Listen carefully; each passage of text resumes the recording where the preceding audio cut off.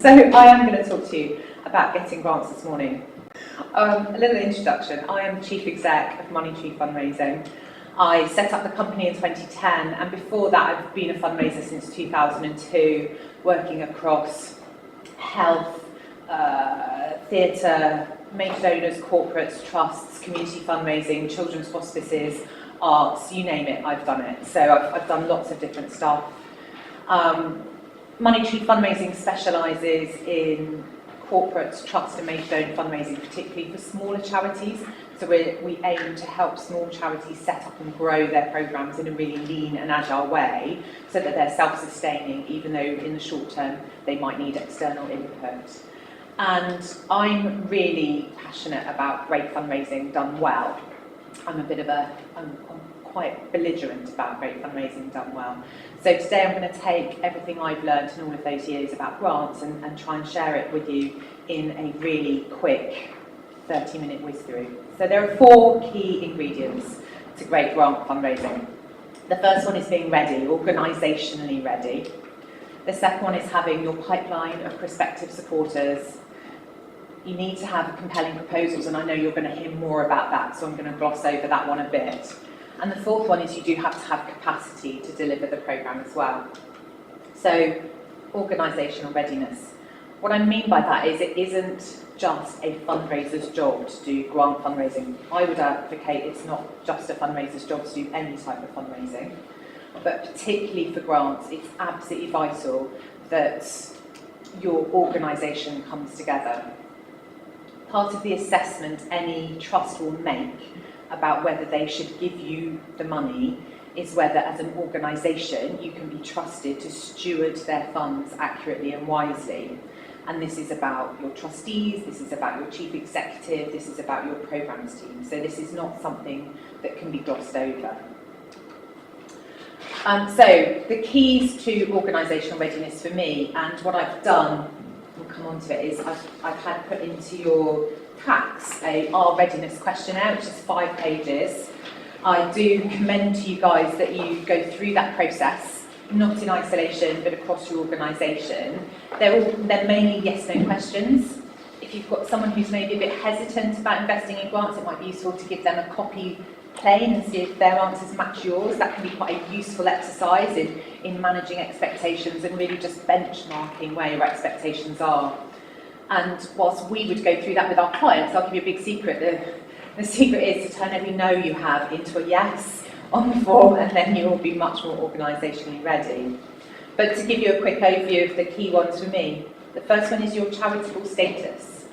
There are far fewer funds who will give you money if you are not a registered charity or CIO.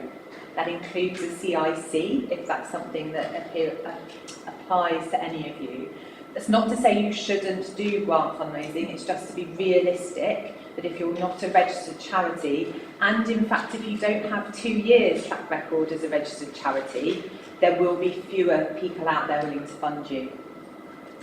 The second one is your reserves, which is that age-old challenge, particularly for smaller charities when you're agile and meeting a huge need with very little resource.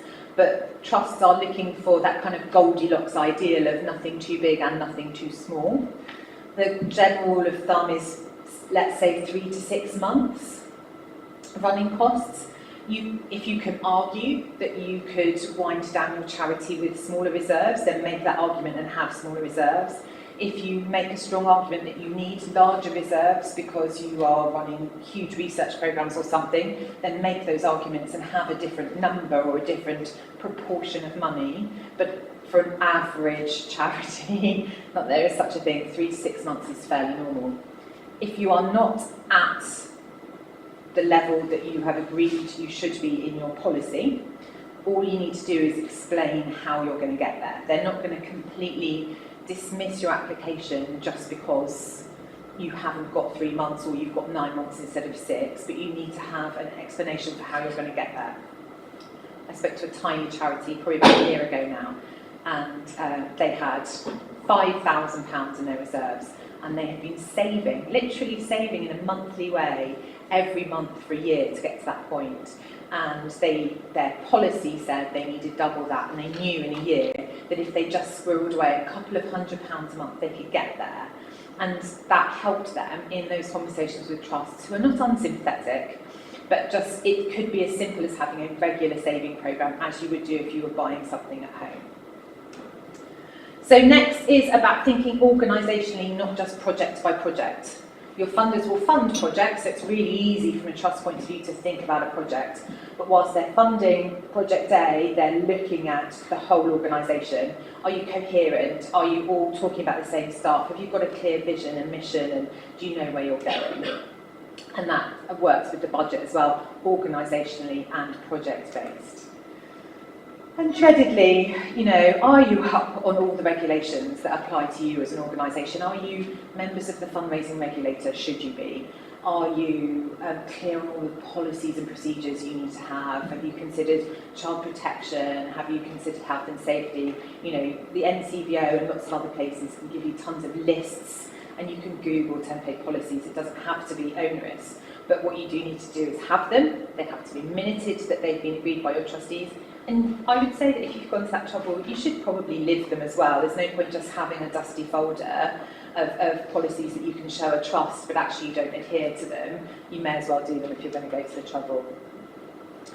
If you can genuinely involve your beneficiaries in your organisation, and that is from building your programmes all the way through to having beneficiaries on your trustee board, right now you will have an edge over a lot of charities.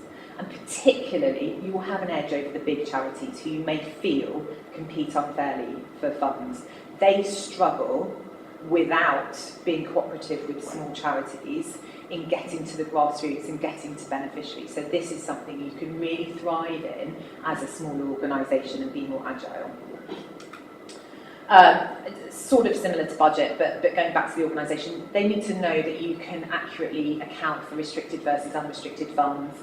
And if it is a restricted fund, you'll be able to write a report saying what exactly you spent the money on. So you just need to have that stuff in place. You don't necessarily need to show them. Some trusts will come and ask you for it, but you need to have it all in place. And finally, you need to be able to prove the need for the existence of your organisation outside of your own personal observations. And we'll come on to that a bit more when I gloss over and talk about proposals. But you do need evidence, which is fact-based rather than just anecdotal, if at all possible. So next, your pipeline. Not all trusts will fund you. Please never download a list, mail merge it, and send a letter to all of them. You might think that's super efficient, and in lots of ways it is on the surface of it, but you will end up being blacklisted. It's a relatively small community, and lots of grant makers, particularly when they grant within a particular field, do work together and do talk together. You can only apply to each grant maker on average once a year, sometimes less often, so you basically potentially ruining that year's worth of applications. But if they go and tell all their friends, and all their friends in that sector also go, do you know, I had exactly the same letter, they just wrote me a round robin, you'll be blacklisted for 5 to 10 years. Without a shadow of a doubt, you may as well stop grant funding. It is efficient in the beginning and wholly inefficient if you actually genuinely want to make money out of it. So you do need to spend time. You need to work out who to approach, what to approach them with, and how much to approach them with. And there are lots of places you can go to. So the paid stuff first. Look, all these slides will be available, so I'm not going to read them out to you. There are 5 of the top grant-making databases you can search for. All of them has faults, all of them has benefits. The prices change hugely, so Funding Central, which has the asterisk next to it, if your turnover is low enough, is actually free. Some are based on you putting in criteria and then sending you reports when new things come out. Others are based on you putting in criteria and then giving you a list of who exists. Of those, my personal opinion, and that is all it is that trust funding is the best of the bunch. None of them is perfect, and what you can't do is rely on them. One of the reasons I say trust funding is the best of a bad bunch is that actually there are ways to access it for free. Most libraries will give you free access to the Directory of Social Changes trust funding websites for free. If they can't give you access to the database, when I started, you didn't have a database, it was books, And I understand they still publish them every year. So there's the major grants and the small grants, and the library will have them, and it has exactly the same information. It's just slightly more annoying to go through, but it's free, and it's much easier. The DSC's offices themselves will give you free access to their databases, and they have trust funding, a government giving one, and they have company giving. So they have 3 databases that are all different subscriptions, and you can access all of them for free. You just phone the DSC and you make an appointment. They've got an office in North London, and if you're lucky enough to be here in London, obviously that's super convenient. They have an office somewhere in the north of England that I can't remember where it is. I want to say Manchester, but I could be totally wrong. But if you also think of the cost of a licence is about £500 a year, and maybe 1 day staff time plus a train fare into central London could be 50, 60, 70 quid, it might be worth getting that appointment and spending a whole day and doing your big list. So there are different ways you could do it. Your CVS, your Community Voluntary Service, may still offer a grant finding service. Some do and some don't. Your community foundation might do it instead of your CVS, or might do it as well as your CVS. And I would say that if you're locally based, or if in any way you can demonstrate a local angle to your organisation, having a conversation with your local community foundation is one of the most helpful things you can do. Not many charities do it, and only tends to be local charities in a specific geographic area think of it. But if you can look at your cause in a different way and think of the fact that wherever it is you're based is based because there's a volume of people with that rare disease or whatever it is in your local area, it's worth taking that community angle and going to them. They steward funds. It would be, and they're funds that you can't find on databases. So it's worth having that conversation. But even if you can't find that local angle, there are ways that lots of them will help local-based charities in terms of finding funds. So they're worth a conversation. I know of 3 councils, and I don't know all councils, who are still offering grant finding services to their charities in their area. And I looked at the NCVO's Almanac, which they publish every year about funding recently, and there's still like 1.3 billion coming out of government in grants, not contracts and not service delivery, actual grants. I don't know where they're coming from, but they're still out there to be had. So it might also be worth having conversations with your council. I do know some councils are still offering grants to local organisations. Again, it's that local angle if you're going to your council, and it might not work for you all, but it might be worth a conversation.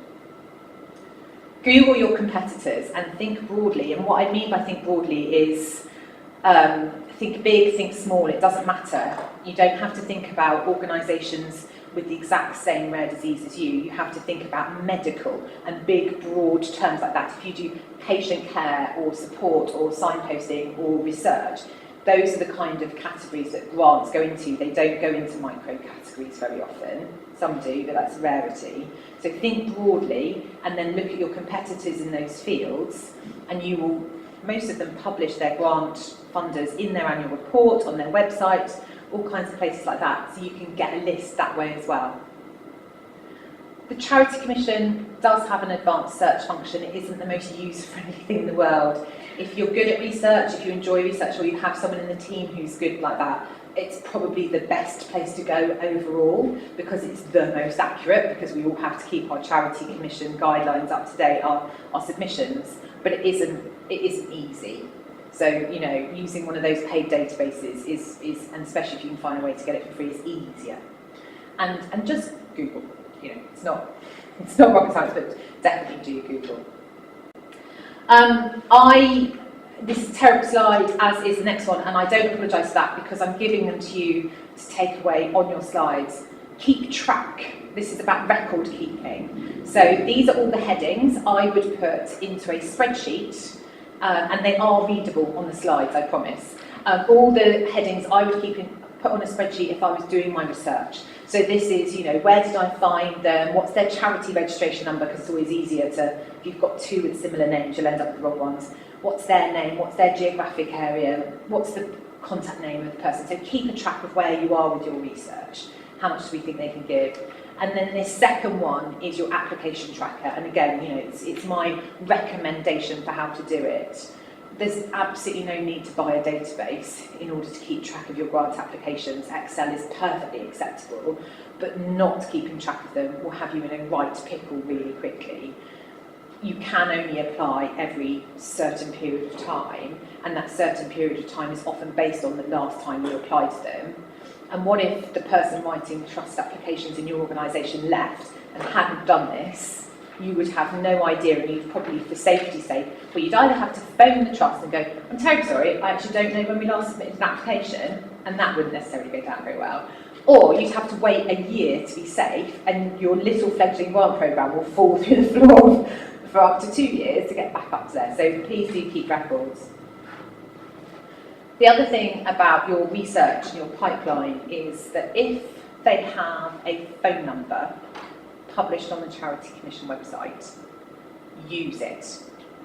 Definitely phone before you submit an application every single time, with no exceptions.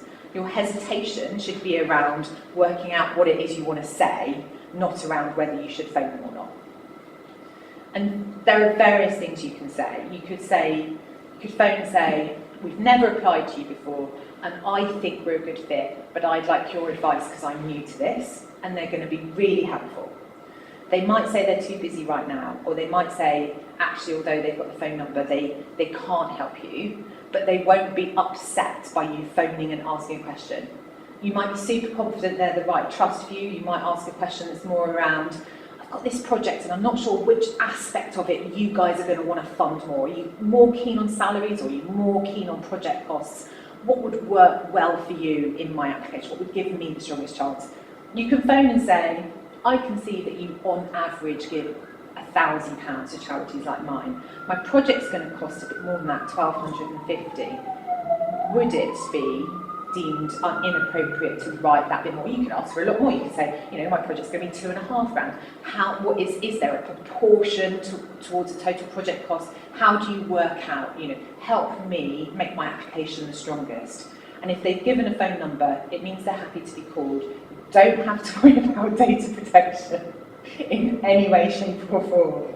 And just go ahead and start to build those relationships. Because if I'm really honest, if you look at the big charities, the thing they do really well is they take time to build relationships. Now, they've got huge capacity and ability to do that, but they will spend years finding out who the trustees are, taking them out for coffees, building relationships, and going about it that way.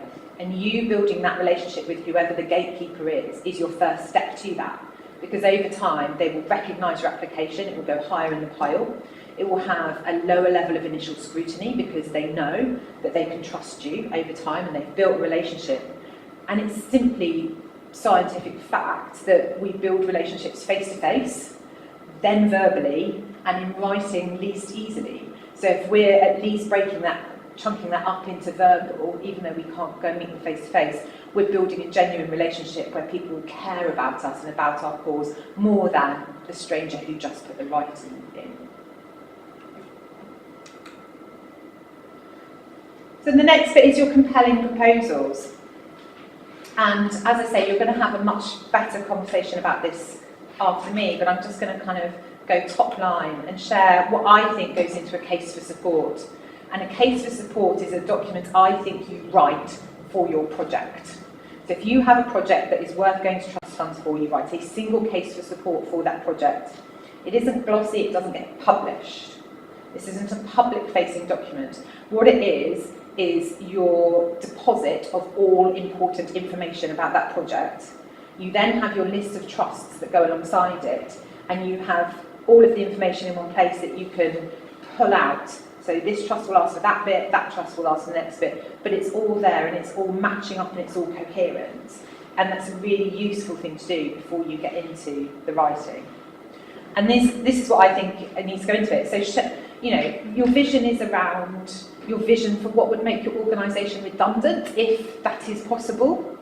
And I recognise that if you're in a patient support organisation, it's not necessarily possible to see redundancy. But in that case, think about it differently and think about what does success look like for your organisation. Does success look like having enough resource that you can find everyone with this rare disease and give them the support they need, as opposed to the small percentage you're currently able to help? The problem is about what is the wrong you're trying to right, and who is affected by that wrong, and in what way are they affected. So that's the very nuts and bolts, fact-based stuff. Your solution to the problem is your how. So what do you do? What are the steps that happen? You know, if you had to explain the project to me, what is that? And what is the benefit to those affected? And that's the benefit short term, potentially long term, and also the direct beneficiaries and the indirect beneficiaries. So it kind of goes both ways. And that's where you need to provide your evidence of impact as well. So you need to be measuring in some way at all times. So if you can take a baseline and then go back to the same people a year later, it doesn't have to be complex. You could ask them 5 questions about how they feel when they first come to you, about 5 key areas that you know matter to your beneficiaries, and you could check in with them a period of time later that is appropriate for you guys, and simply put in a chart. On average, people start at 1 and they end up at 4 over a 1-year period. You don't have to name and shame, it doesn't have to be detailed, but a trust wants to see a measure of stuff, and that's an easy way to do it.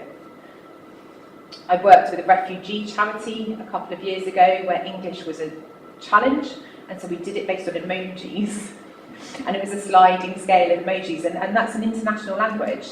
And that's brilliant if you've got people for whom literacy is a problem, or if you've got dyslexic people, anyone for whom the written word is challenged, or if you're working with younger people and children for whom complex language might be misunderstood. The emoji is universal, probably until you get to my parents' generation, and then they find it confusing. But it is pretty universal. If you have a sad face, and a neutral face, and a happy face, we all know what we're trying to get to. So that's a great way of doing it. And trusts don't mind. We don't have to be complex with trusts. They do understand. You need to clarify your urgency. I need to speed up. So why now? What would happen without you? And why should that trust prioritise their money to you right now as opposed to someone else? You need to tell a story. Make it about a person. Don't be afraid of anonymising the real story. But you've got to win hearts and minds with trust funding. And you've got to ask for something. Again, another slide that I've just got here to help you out. This is a log frame, short for logical framework. Really well used in international development charities. Can really help you put a framework around a project when you work internally. Again, you'll be able to see all of the explanations for the different bits, and hopefully it will make sense. Once you've done all of that, there are 5 really important questions. I'm going to whiz through them. Why? And I'm not joking, you should ask it 5 times. And if you Google the 5 whys, there's tons of science behind asking why of the same question 5 times internally as an organisation, because it helps you work through to the real nub of the problem. And the biggest challenge I see in organisations is that people are too in it. It's not your fault, you're passionate and you're in it every day, but you do need to be able to step back and be a bit more external facing, and those questions can help. And if you haven't read it, I highly commend Start With Why by Simon Sinek, and he builds propositions the opposite way to any way you would do it. So he starts with the why, then he builds the how, and after that he puts on the what. And we all tend to start with the what, because that's what we're busy doing every day, we're delivering stuff. Then we work out how, and at the end we go, oh God, we have to explain why afterwards. So it's a great book. It's available on audiobook as well, and I highly recommend having a quick read and seeing if that would work for you. Capacity is difficult, and this isn't something you can just tag onto everyone's job description. You need someone who's got a half-decent expectation of what research looks like and can do it, but you also need someone who has writing skills. Not everyone can write well. This doesn't necessarily mean you have to hire someone, and it definitely doesn't mean you have to hire someone full-time or even 2 days a week, but you need to have the right person. I thought it might be helpful to give you some benchmarking, so I've gone to that NCVO Almanac. I was interested by this, that smaller charities invest less in their fundraising. And of course we all do, because we physically have the need that needs to be met, and that's more urgent. You can understand why organisations that are bigger invest more. But it does also explain why they thrive better in fundraising, because a higher proportion of their income goes on fundraising. This is a smaller benchmark, it's only 33 of the biggest charities, but you can see that trusts and lottery investment, so this is expenditure to raise money, it's really low down there. And what I haven't put is that 84% of that spend is on personnel. Because if you think about it, you might want to pay for a database, but apart from that, it's just about people power, it's just about doing the job.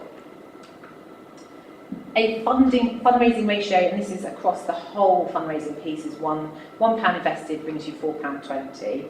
And I'm really struggling to get up-to-date data at the moment. The most recent I can find is from 2013, it's published, is saying that for every £1 spent on trusts, nets to charity £8.36. So it's quite an efficient way of fundraising.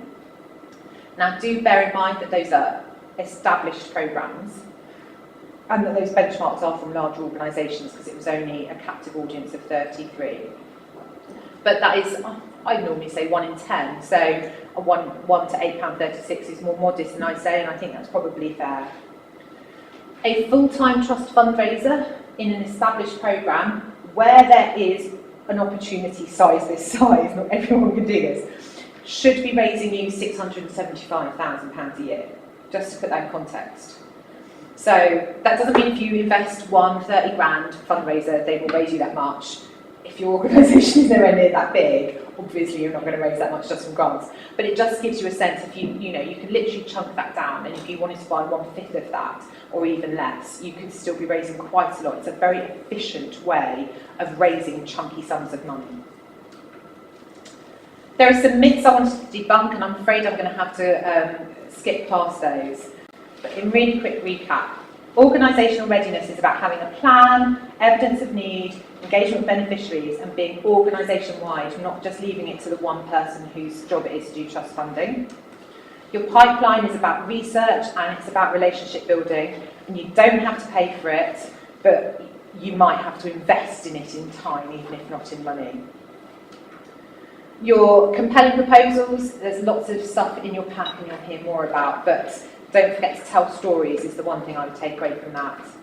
And capacity is around what's realistic for you as an organisation, not just in terms of the personal people whose role it is to write those applications, but in terms of your organisation-wide input. So if you've got people for whom it's easier for them to do the engagement with beneficiaries and impact assessments, that's an impact on their time as much as it's on your time asking them to do it and then writing the application. So all of it needs thinking about. Go ahead. Oh,